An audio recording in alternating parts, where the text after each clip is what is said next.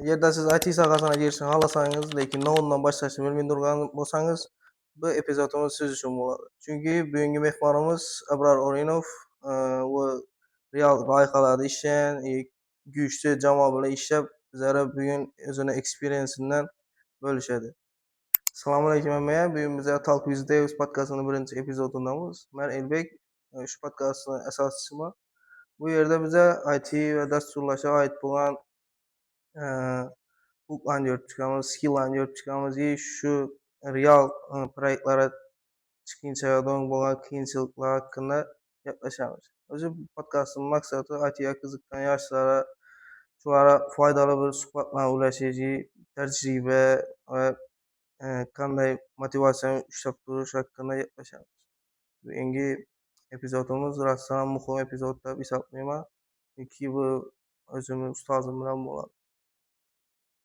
Bugungi mehmonimiz Abror Orinov 5 yillik tajribaga ega backend developer bo'ladi. Bu bilan men xudo xolasa o'zini tajribasidan kelib chiqqan holda bizlarga yosh avlodga, men kabi yoshlarga o'zini tajribasidan kelib chiqib foydali bo'lgan maslahatlarni beradi. Assalomu alaykum ustoz, xush kelibsiz. Assalomu alaykum Elbek. Avvalambor taklif uchun katta rahmat. Yaxshi bir loyiha qo'llabsiz. Loyiha rivoj tilaymiz, ishlaringiz omad. Rahmat. O'zi men rostdan ham xursandman, chunki men o'zimning ustozim bilan, shaxsiy ustozim bilan masalan podkast boshlaganman. Birinchi epizod uchun eng yaxshi odam siz deb bilaman o'zim. Shuning uchun sizni taklif etdim. Menimcha bu birinchi epizodimiz rostdan ham yoshlarga foydali bo'ladi deb o'ylayman. Chunki sizning tajribangiz 5 yildan buyon backend developersiz, yetadi deb o'ylayman.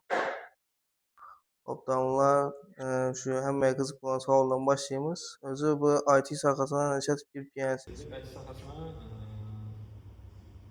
o'zi yetib kelish to'g'risida aytadigan bo'lsam, 18-yil Toshkent axborot texnologiyasi universitetida o'qishga kirganman. Shunda ikkinchi kurs bosqinimizda shu IT sohasiga kelgan o'qituvchimiz ustozim Usmon Zayd darsga kirganlar. Men o'qishimni o'zlashtirgan o'quvchilarga priz sifatida bir dasturlashtirishni o'rgataman. Shu sohalarni o'rgatamanda qiziqtirganlar, shu bilan shu ustozim keyin PHP'ni o'rgatganlar, keyin Laravel, shu bilan shu sohaga yetganmiz. Rahmat. Ma'lumot uchun yana bir savol bor. Dastlab o'zi shu sohaga kirib kelishda bo'lgan o'zi qiziqishingiz bo'ldi, bo'lgan aynan bir narsasi bo'ladi. Endi o'qishga kirishdan oldin dasturlash to'g'risida eshitganman, lekin dasturlashning no'ligini to'g'risida 100% bilmayman. Dasturlashda nima ishlar qiladi, dasturlashlar nima to'g'risida ma'lumot ega bo'lganman. Lekin o'zim shu telefonlara narsalarni o'tishga qiziqadi.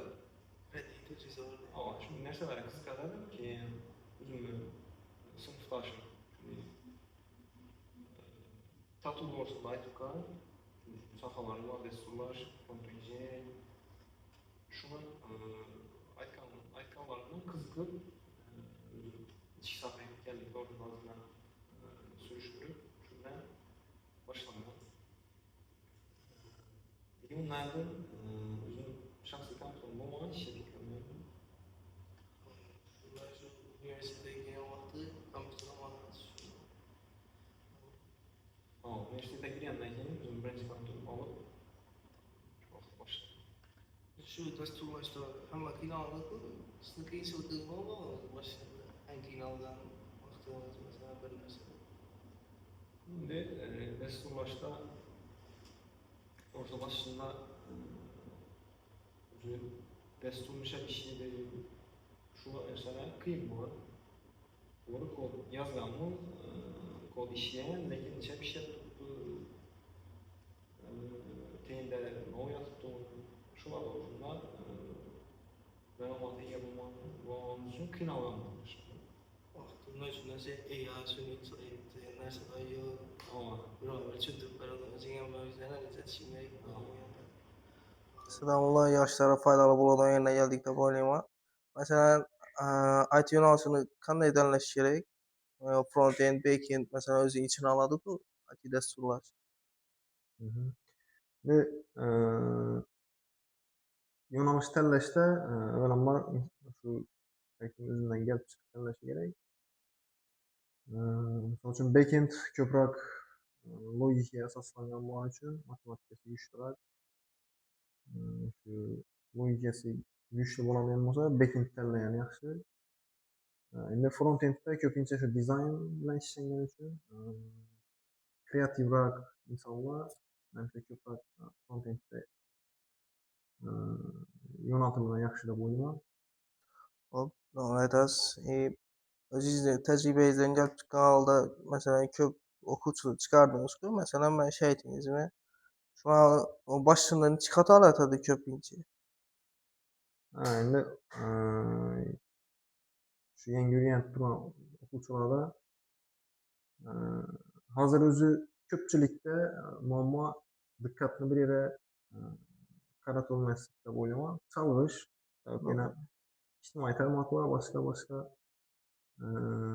ko'pchilik nodir o'rganayotgan vaqtida tez chalg'iydi. Nodir o'rganib o'tirgan vaqtimda boshqa narsalarda chalg'ish ko'p bo'ladi deb o'ylayman. Shuning uchun men shu o'quvchilarga maslahat berar edim, chalg'imaslikqa, shu bir nodir o'rganishga maqsad qo'ydilarmi, shu maqsad yo'lida ketishadi. Masalan, hozir ko'pchilik o'quvchilarda bo'lib turgan muammo sun'iy intellekt rivojlandi. Hamma sun'iy intellektda nodir kod yozayotir, nodir zavod chiqaryotir. Bu narsalarga chalg'imaslik kerak. Asosiysi qaysidir bir yo'lni tanlab turib, backend bo'lsin, frontend bo'lsin, shuni asosiy o'rganishi kerak bo'lgan dasturlarni o'rganib, ularni ishlashini tushungandan keyin AI bilan ishini yo boshqami shunday yo'ldan ketishlari kerak deb o'ylayman. To'g'ri aytasiz. Rostdan boshida o'zi kodni ishlatib ishlashini tushunib olish kerak-da. U hamma promptlar yozishni biladi AIda. Keyin o'zi mustaqil o'rganajak bo'lsa, self study'ni o'zi yetami yo onlayn kurslar sotib olishi kerak deb o'ylaysizmi?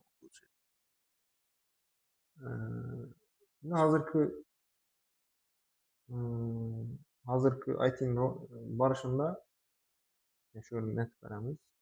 Siz savolni qaytadan baribir. Hop, agar o'quvchi dasturlashga qiziqqan va mustaqil o'rganajak bo'lsa, shu onlayn kurslarni sotib olishi kerakmi yo internetdagi ma'lumotlar o'zi resurslar yetami self study uchun?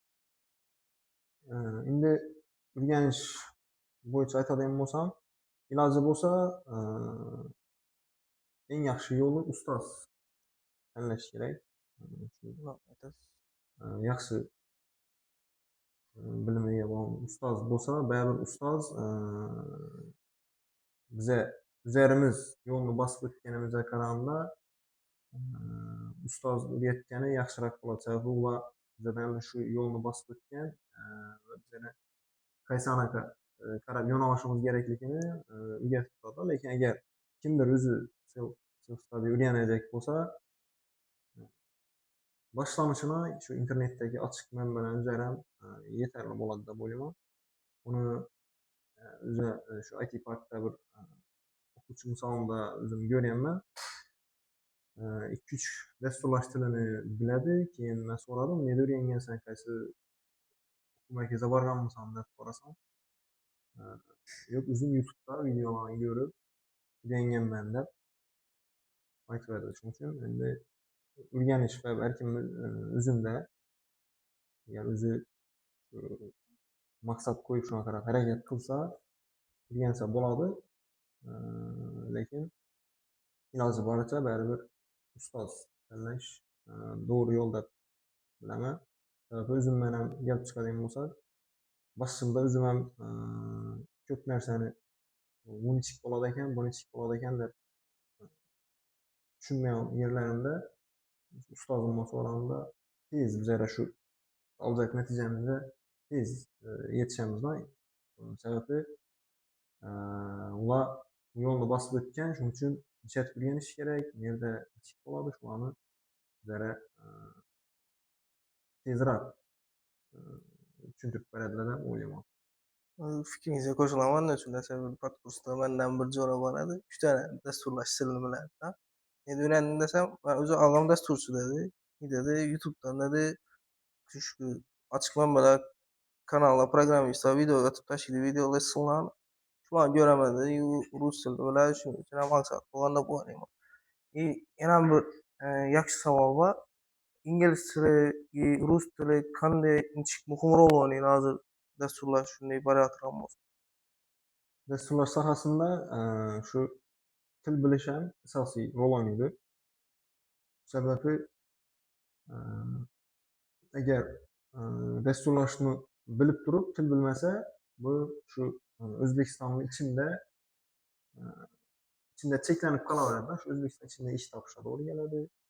Eger til biladiň bolsa, mesela rus dilini bilse, SNG devletlerinde iş tapış, işe giriş, özünü bilimini aşyrýyş mümkin hem til bilse, öýreniş üçin menbeler hem köp. İngiliz tilinde mesela köp menbeler İngiliz tilinde, eger til bilse şulany öýrenişi tezrak bolady. Üçin til muhim rol oýnaydy desturlaşda. İmkaniyat yaratıp berýär. Dogry, Ha, lokalnydan global imkaniyetler köp bolady. Hop. Ese özüňizi terjibeňizden gelip çykan halda juniorlara bir maslahat beresiz. Junior derejeden güçli developer bolup çykyş üçin noňa asasy fokus garatyş gerek? Junior dereceden yukarı dereceye ötüş için benim fikrim şu özünün sahasında web desturlaş bolsun, mobil bolsun kodlarını strukturany öýreniş gerek dep oýlaýman. Şu damlar özüňiziň tejribeňizden gelip çykan halda mesela junior desturçylara noňa maslahat berýän bolar edis? Ular güýçli developer derejeye çykyş üçin noňa fokus garatyşlary gerek? Indi elbek esasy başta şu üzeri öýrenip turgan desturlaş dilini esasen ýakşy etip öýreniş gerek. Keýingi nöbetde Open'u ýakşy etip öýreniş gerek. Keyin şu desturlaş mesela özüni web bolamy, mobil bolamy kod ýazyş strukturalary, patternlar şulany ýakşy etip öýreniş gerek. Yukarı dereceli desturçy boluş üçin. Hop, ýakşy damlar sizi en köp östürýän bir däne muvaffakiýatsizlik ýaky bir kyn döwriňiz gaýsy bolar? Kıyın devir şu desturlaşny öýrenýän wagtymda, Op'a gelýän wagtymda kyn bolan. Başynda Op'un ne olduğunu düşünüş. İki merte desturlaş benim için emes okşydy toktatsam meken diýen fikirlerim bolan. Çok bolan. Esasy şu Op'da kyn bolan. Lekin şu ýerlerinde ustazym Op'da kömekleşip ýardam berip şu bilen öýdenem ötüp bolganbys. Bizem kyn aldyk ötken wagty hemede bolady okşydy özü. Op'da indi köpçülikde kyn bolan. Keyin özüňiz mesela hazır Z dowlat köpçi desturlaş öýrenipdi. Motivasiýa ýok da, işleş ýakmydy olar. Pul berilän pul gelip durar. Şu özüňiz tejribeňizden gelip çykyp siz mesela işläýänsiz gelmeýän wagty, motivasiýaňyz ýok wagty özüňizni nişet tutarsyz mesela ýene kaýtyş üçin işe motivasiýa tapyş üçin? Ve ayrım wagtynda şu işte käside bir taskny bejerip turgan wagtymda okşamaýyn kalady, başga bolady. Keyin şu nodur işini kılıp turgan wagtda dym eger kolundan gelmeýin kalsa azgyna näçe bir toktat durup, sel başga närsege çalyp durup ýene tekrar şu işini kılıp görüş gerek dep oýlaýman. Özümde köp şunday weziyet bolan. Käsde taskny kılış wagtynda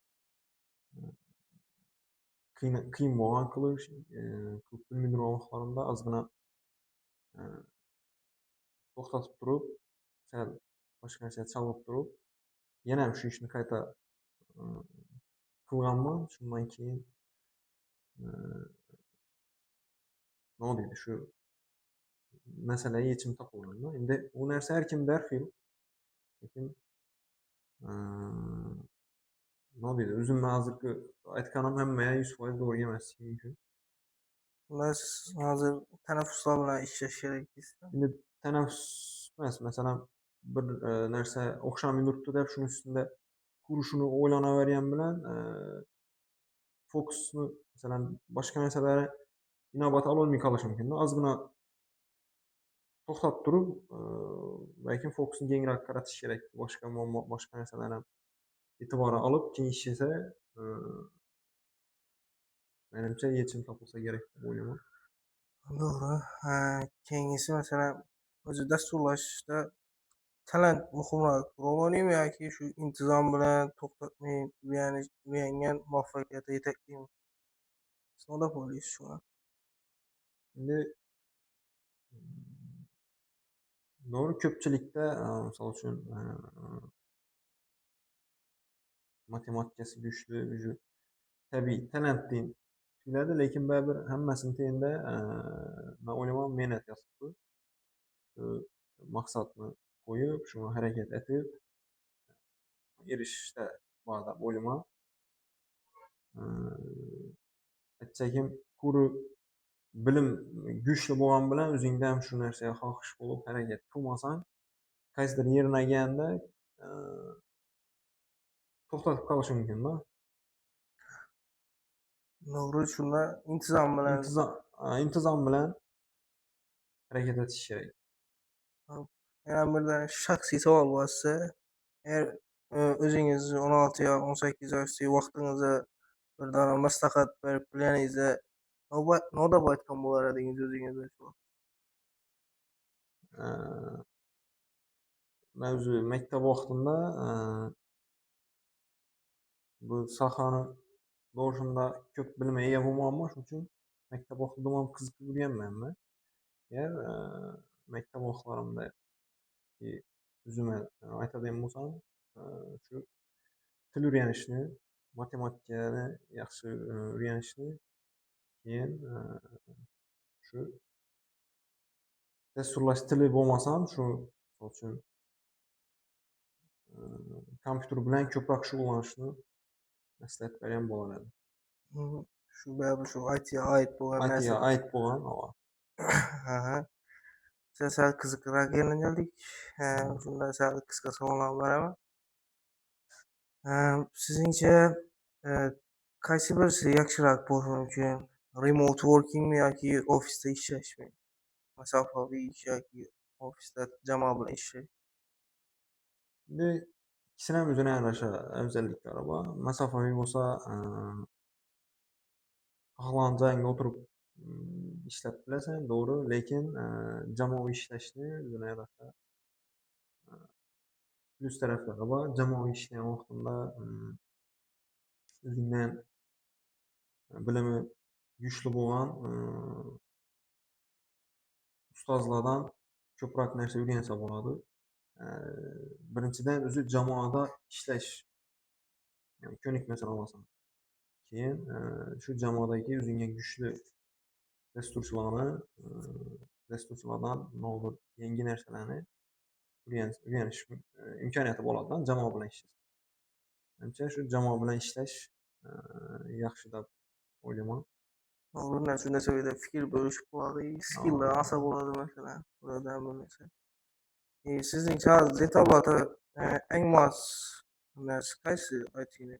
Frontend ýa-ki backend? Mesela az köp detallar sebäpsizki derreo öýrenäsiňe, derreo daramaty çykasyň gerekdi ama Endi frontend bolsun, backend bolsun bäribir ikisinden şu desturlaşyň esasyny frontend boladigan bolsa şu frontend tolukly esasy nerselerni öýrenmeýinçe bäribir noldur kılıç kıyın. Bu hazır AI'ya esaslanyp prompt ýazyp noldur qilgan bilan uni asosida nima bo'lib turganini tushunmasang baribir nima deydi uzoqqa borish qiyin baribir.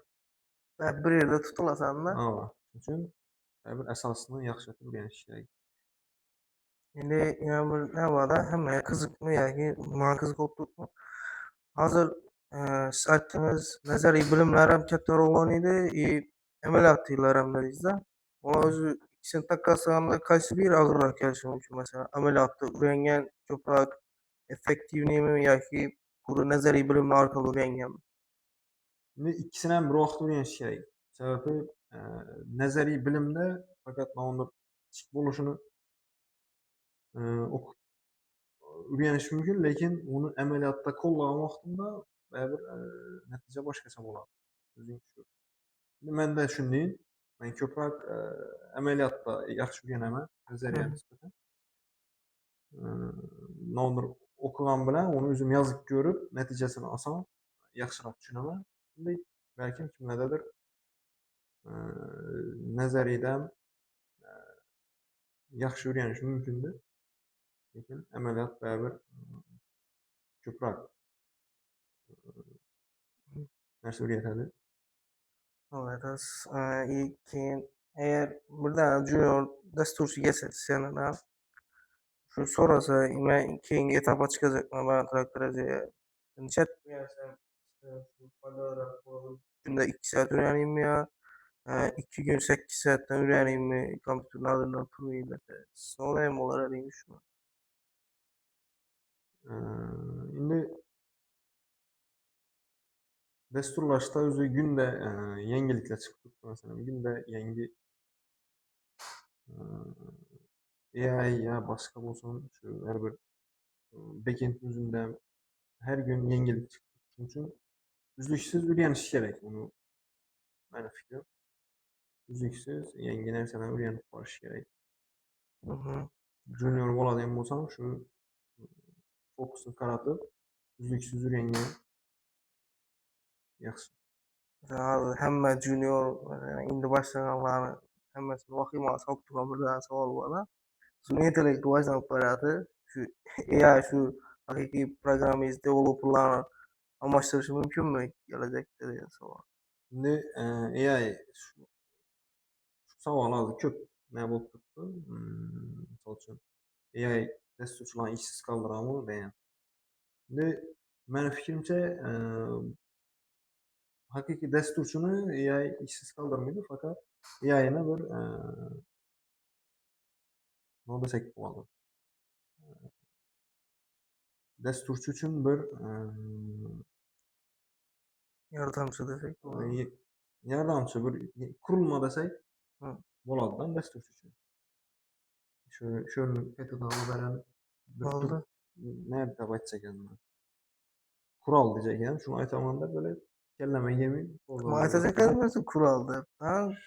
Boshqa domla boshqa boshqatdan aytaymi? Boshqa. Hozir shu junior o'zi hamma programmistlarni masalan yosh boshqa programmistlarni vahimasi solib turgan savol bor-da.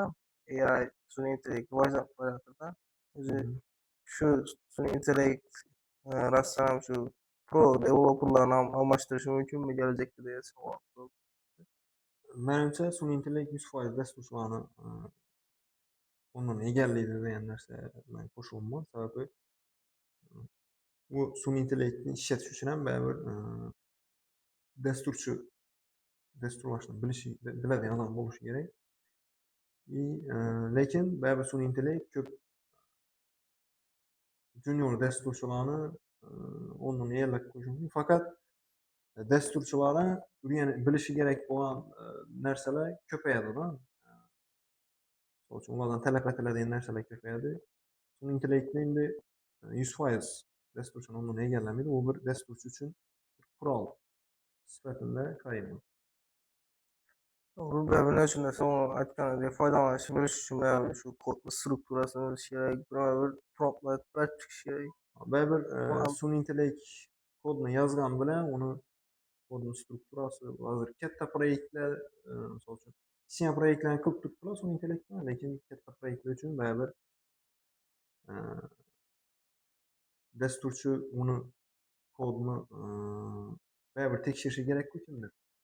Analiza qilib chiqish kerak. Dasturchining 100% o'rnini egallaydi deb aytdim. Yaxshi, yana bir savol. Ular o'zingizni birinchi ishlab topshirgan proyektingiz nima bo'lgan? Necha so'm aytdingiz? Birinchi proyektim man o'zim ustozim Usmon aytganlar shunday urduda bir jismoniy tarbiya o'qituvchisi uchun amaliyotlarni onlayn qilish uchun bir platforma qilib berish kerak bo'lgan. Birinchi ishim shu bo'lgan. 2020-yilda adashmasam. Uning uchun shu vaqtimda adashmasam $100 qilganman. U $100 men uchun odasa bo'lgan. Boshqacha bo'lgan. Uni u vaqtdagi holatni tushuntirib bo'lmaydi. O'zing birinchi ishlab topgan puling boshqacha. Yaxshi, yana bir savol. Hozir masalan dasturchi bo'lish uchun universitetda o'qish shartmi? Bu universitet qanchalik muhim rol o'ynaydi? Dasturchi bo'lish uchun universitetda o'qish shart emas. Sababi o'zim mustaqil o'rganish mumkin, lekin universitet ham universitetda o'qigan yaxshi. Sababi shu yerda o'zini sohasidagi boshqalar bilan bilim almashish imkoniyati bo'ladi. O'zi o'rgangandan u yerda universitetda o'rgangani ko'proq yaxshi deb o'ylayman. Men ham misol uchun ko'p narsalarni universitet vaqtimda o'rganganman. Yani ustozim ham agar men universitetga girmaganimda IT sohasida natija erisholmaydi deb o'ylayman. U yerda shu ustozim ko'rsatib turgan yo'l orqali tezroq o'rganganman. Menimcha universitet kerak. Shu keyin universitetni tamomlab chiqqandan keyin shu diplom ishga kirishga yordam beradimi masalan? Experience bilan portfolio bo'yicha masalan. Diplom ham nima asosiy rol o'ynamaydi. Asosiysi shu o'zing biliming, nimalarni bilishing, qo'lingdan nima ish kelishi rol o'ynaydi. Ikkinchi darajali bo'ladi. Nima bilan diplom kerakmi dejak emasman, faqat IT sohasiga ishga kirishda men bu narsani endi O'zbekiston ichida aytibman. Diplom nima muhim rol o'ynamaydi deb o'ylayman. Ustoz shu podkastimizda ma'qulab qoldi. Shundan yakunlaymiz. Bu podkastim Xudo xolasa shu yosh avlod uchun bir yaxshi foydali suhbatimizdan kelib chiqqan holda ularga bir ko'makmi, o'rnak bo'ladi degan umiddaman. Tashrifingiz uchun yana bir marta rahmat. Taklif uchun yana bir marta sizga ham rahmat Elbek. Bu loyiha omad tilaymiz. Keyingi savollarni olib davom ettirasiz deb umiddaman. Birinchi son bo'lgani uchun hayajon bo'lishi mumkin. Shuning bilan sabab bilan xato kamchiliklarimiz bo'lgan bo'lishi mumkin. Men chin qalbimdan uzr so'rayman. Men auditoriyamni kanalga podpiska bosib qo'yinglar, podpiska etinglar. Keyingi sonda ko'rishguncha Albatta, birinchi soni bo'yicha ozgina hayajon bo'lishi mumkin. Xato kamchiliklar uchun uzr so'raymiz.